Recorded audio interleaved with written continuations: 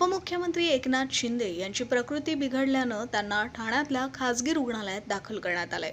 यावरून शरद पवार यांच्या राष्ट्रवादी काँग्रेसचे आमदार जितेंद्र आव्हाड यांनी शिंदेंना मैत्रीपूर्ण सल्ला दिलाय। अतिश्रम आणि तणावामुळे एकनाथ शिंदे हे आजारी असल्याचं आव्हाड यांनी म्हटलंय।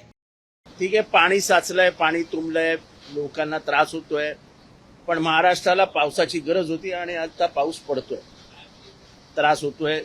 याबद्दल मी कोणालाही दोष देणार नाही, पण असा पाऊस पुढचे 10-15 दिवस पडला पाहिजे। तलाव भरतील, पुढच्या वर्षीची चिंता मिटेल। एक दिवसाच्या त्रासापोटी शिव्या घालायच्या आणि महाराष्ट्राची झालेली नाजूक परिस्थिती लक्षातच घ्यायची नाही, असं चालणार नाही। त्रास होईल, त्रास होतोय, पण तरीही मला वाटतं लोकांनी थोडंसं संयम बाळगावा आणि महाराष्ट्रातली शेतीची जी परिस्थिती आहे किंवा महाराष्ट्राच्या पिण्याच्या पाण्याची जी अवस्था आहे, म्हणजे कधी नव्हे ते कोयना नगरचं तळ दिसत होतं, आपल्याला पूर्ण कोयना नगर ओव्हरफ्लो, कोयनाचं धरण ओव्हरफ्लो बघायचंय आणि ते बघायचं असेल तर असा पाऊस गरजेचा आहे।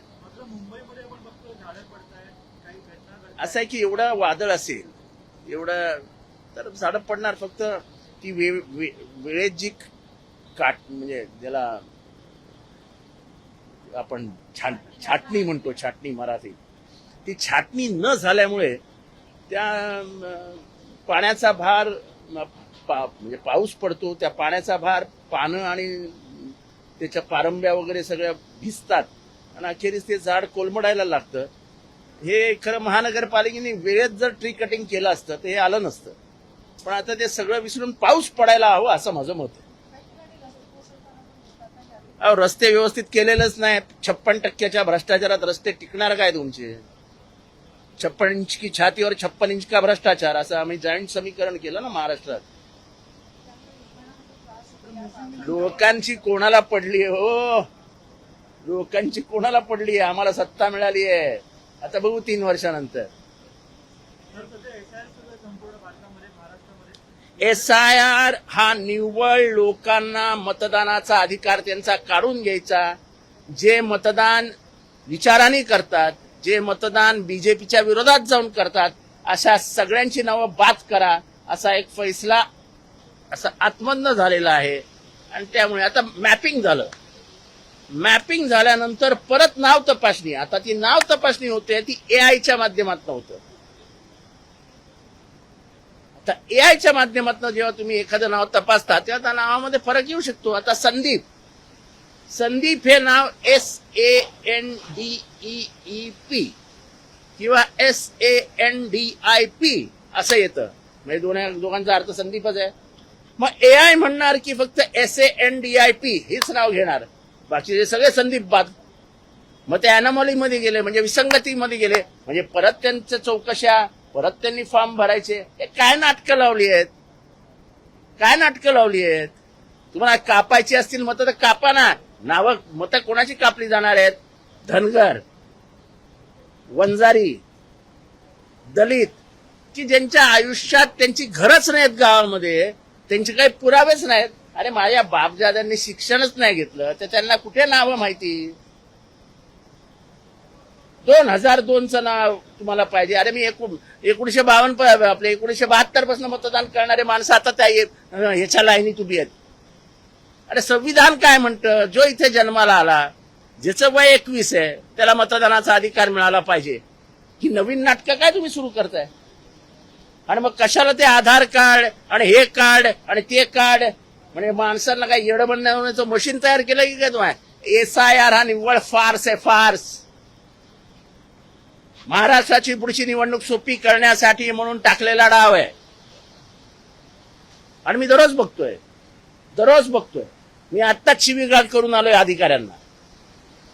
एवढ्या पावसाळ्यात कुठला BLO जाणार आहे 6 मजले चढून बिल्डिंग मध्ये? मग BLO खाली उभा राहून ये नाम है क्या रे? नहीं है, उधर नहीं देता है। आता सहसा गरीब माणूस जो म्हणजे आता मुंबऱ्यामध्ये धरलं किंवा उत्तर भारतीय झोपडपट्टीत धरलं तर साधारण 11 महिन्यांनी ते घर बदलतात, भाडं परवडत नाही, कुठेतरी जातात। आता घर बदलणं म्हणजे त्यांच्या मतदानाचा अधिकार केला। आता मी जर इथे राहणाऱ्या घरात मतदान नोंदवलं आणि मी इथे राहायला गेलो परिस्थितीमुळे, तर इथे नोंदवलेलं मतदान तू इथे राहत नाही म्हणून तू काढून टाकणार.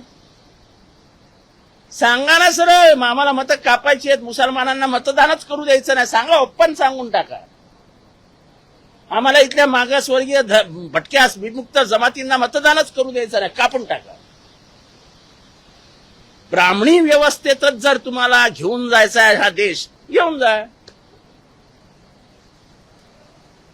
अरे त्याही काळात तुकाराम जन्माला आला, त्याही काळात ज्ञानेश्वर जन्माला आला, त्याही काळात सावतामाळी जन्माला आला आणि त्यांनी या ब्राह्मण्यवादाला विरोध केला.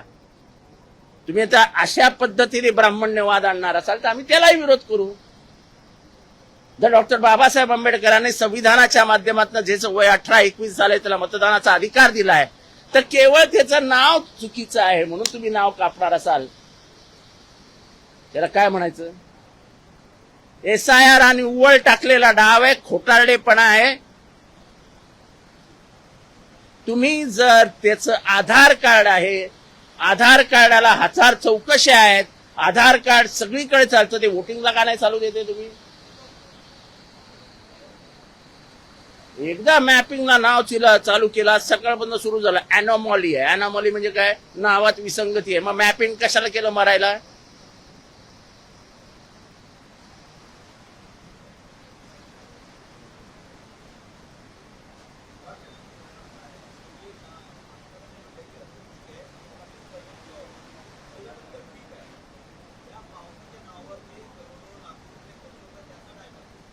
मी पावसाचं बोलतो, भ्रष्टाचार तर बोललोच की आम्ही 56 इंच छाती आणि 56 इंचाचा भ्रष्टाचार. महाराष्ट्रामध्ये कॉम्पिटिशन आहे की 56 इंचाची छाती मोठी की 56 इंचाचा भ्रष्टाचार मोठा. भ्रष्टाचाराच्या बाबतीत तर आम्ही कोणाच्या बापाला ऐकत नाही आता महाराष्ट्रात. आता आम्ही बिहार, उत्तर प्रदेश सगळ्यांना लांब सोडून दिलंय. पण पाऊस हवाय. आता शासनाने रस्ते खोदून ठेवले आहेत, शासनाने काय वाटेल ते केलंय. ते मिसिंग लिंकच ते भडा पाणी पडताना दिसतंय, एअरपोर्ट गळतंय. त्याच्यावरती मला काय बोलायचं नाही, तो भ्रष्टाचाराची गळती आहे. पण त्याच्यासाठी पावसाला दोष देईन का? नाही, पाऊस हवाय.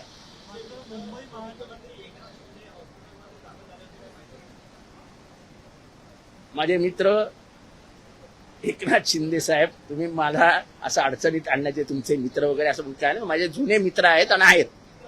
मी मित्र नाकारत नाही कधी कोणाला. वैचारिक विरोध वेगळा आणि मैत्री वेगळी, त्या दोघांचंही कधी जुळवाजुळव करण्याचा प्रयत्न करू नये. अति श्रम, तणाव, मानसिक दबाव ह्याच्यामुळे एकनाथ शिंदे आजारी होते. डॉक्टर काय सांगतात, ते काय सांगतात, सब झूट आहे.